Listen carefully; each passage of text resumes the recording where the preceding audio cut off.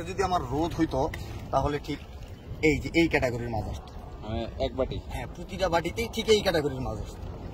জিহাদের খুঁটি বাটি দিয়ে মাছ ধরার দৃশ্য।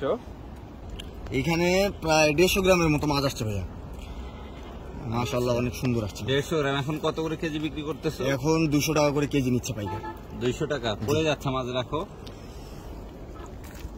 জিহাদের খুঁটি বাটি দিয়ে মাছ ধরার দৃশ্য। মোটামুটি আলহামদুলিল্লাহ ভালোই ধরা পড়তেছে আজকে। বাটি রেডি করতেছে, মানে বাটি আনতে যাওয়ার সময়, তাই না জিহাদ? বাটি আনতে যতটুকু সময় লাগে। আচ্ছা, কিন্তু মাছ আটকা খাইতে সময় লাগতেছে না, বাটি আনতে যাওয়ার সময় লাগতেছে।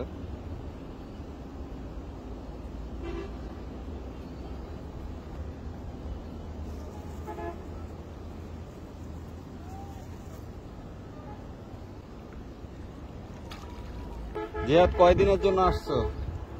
3 দিনের ছুটি নিয়ে আসছি। 3 দিন? হ্যাঁ, ছুটি নিয়েছি 3 দিন, একদিন অ্যাবসেন্ট করবো। 4 দিন? হ্যাঁ, ওটা 4 দিন কাটাবো। যদি বৃষ্টি আসে তখন তো মাছ ধরা হবে না তোমার? না, বৃষ্টি আসলে তো মাছ ধরা হবে না। বৃষ্টি আসলে জিহাদের মাছ ধরা হবে না, তো বৃষ্টি 4 দিন না আসলে ভালো হয়। আসলে এখানে বিষয়টা হয় কিরকম, নদীতে মাছের ক্ষেত্রে উজান বাটির একটা খেল থাকে। হ্যাঁ, মাছ কখনো মানে স্রোতের বিপরীত পাশে মাছ চলে, মাছ স্রোতের সঙ্গে কখনোই চলবে না। স্রোত যেদিকে যায় মাছ তার বিপরীতে যাবে, যার কারণে দেখেন আমি এই যে প্রথম, দ্বিতীয়, তৃতীয় 3টা খুঁটি দিছি, আমার স্রোত যাচ্ছে এই দিকে, যার কারণে ওই খুঁটিটাতে সব থেকে বেশি মাছ, ওই দিক থেকে মাছটা আসতেছে, ওই খুঁটিটাতে সব থেকে বেশি মাছ, তারপরে এইটাতে একটু হচ্ছে, আর শেষের খুঁটিতে যায় একটু কম মাছ। আচ্ছা, এবার এভারেস্টে ধরতে গেলে 3টা খুঁটিতেই আমার প্রায় 80 গ্রামের মতো করে মাছ আসতেছে। আর 3টা খুঁটি মিলে 80 গ্রাম না একটাতে? একটাতে 80 গ্রাম করে আসতেছে এভারেস্ট করে।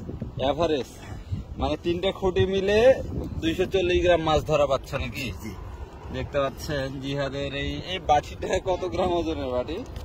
হ্যাঁ, বাটির ওজন তো ওয়েট হালকা, কিন্তু এখানে যদি বাটিটা আমার একবারে ভরাট মাছ আসে তাহলে প্রায় 150 গ্রাম 175 গ্রামের মতো মাছ। এক বাটি মাছ তুলো তো। আজকে যদি আমার রোদ হইতো তাহলে ঠিক এই যে এই ক্যাটাগরির মাছ আসতো, এক বাটি। হ্যাঁ, প্রতিটা বাটিতেই ঠিক এই ক্যাটাগরির মাছ আসতো। তারপরেও বলা যাবে না, এখনো মনে করেন যে এখন বাজে প্রায় 3:30টার মতো।